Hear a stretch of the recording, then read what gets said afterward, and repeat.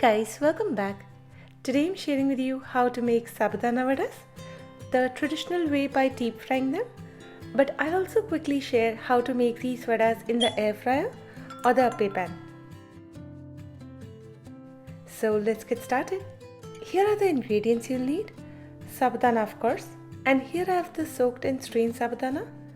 I took half cup of Sabudana and rinsed it a couple of times to remove the excess starch.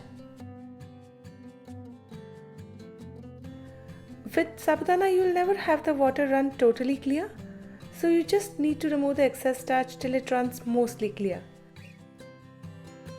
And then strain off the excess water. I then soaked this half cup Sabudana in half cup of fresh water for about 8 hours.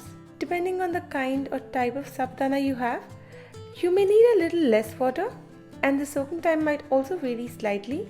Usually you'll need anywhere from 1/3 to half cup of water for every half cup of Sabudana and about 6 to 10 hours of soaking time. Just experiment a little to see what works. After you've given it enough time to soak, test to see if it is done, for which just take a couple of pearls of Sabudana and smash it between your thumb and index finger. If it smashes easily, it's ready. Finally, just strain off the excess water if there is any. There usually isn't, but I never skip this step because it helps me ensure that there is no excess moisture in the vada dough later.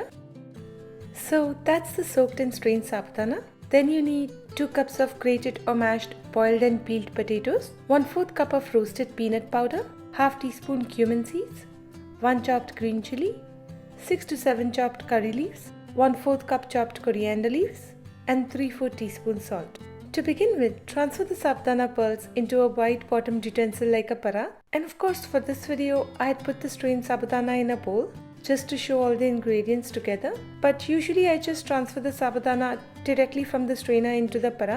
Then to this add everything else. The mashed potatoes, roasted peanut powder, cumin seeds, chopped curry leaves, chilies, salt and chopped coriander leaves.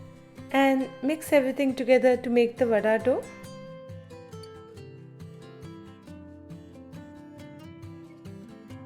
Then grease your hands with a little oil and start shaping the dough into small flattened balls. And it's best to grease your hands while doing this so as to ensure that the dough doesn't stick to your hands. Also for the Appe Pan, you can shape the dough into small round balls to fit well in the Appe Pan molds.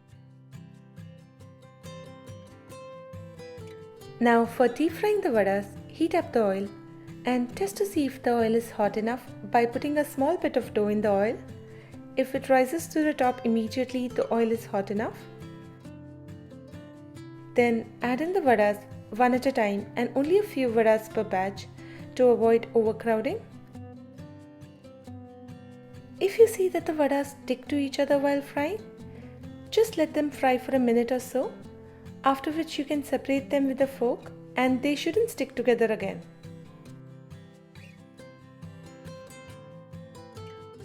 Fry for about 5 to 7 minutes, flipping the vadas a couple of times till the vadas are golden brown and crispy on the outside. For making Sabudana Vadas in the air fryer, grease the air fryer basket or liner and place the vadas in the basket, spreading them out so that they don't touch each other. And air fry at 390 Fahrenheit for about 20 minutes, flipping them once at the halfway mark till the vadas turn golden brown and crispy. For making Sabudana Vadas in the Appe Pan, grease the molds of the Appe Pan with oil and lightly heat it up for a minute or so. Then place the vadas in the molds and then put some additional oil on top. After which cook covered for about 10 to 15 minutes on medium flame, flipping the vadas every couple of minutes to ensure to cook them evenly on all sides till the vadas are evenly golden brown and lightly crispy on the outside. Appe Pan vadas are not going to be as crispy as the deep fried or the air fried ones, but they are still really yummy. So there you have it, crispy and delicious Sabudana Vadas. Serve it with sweet dahi, chutney or a hot cup of chai and enjoy! For the written and printable version of this recipe, check the link in the description box below. And if you like this video, please hit the like button at the bottom of this video. It really helps me out. And subscribe if you haven't already. Until I see you again, happy cooking!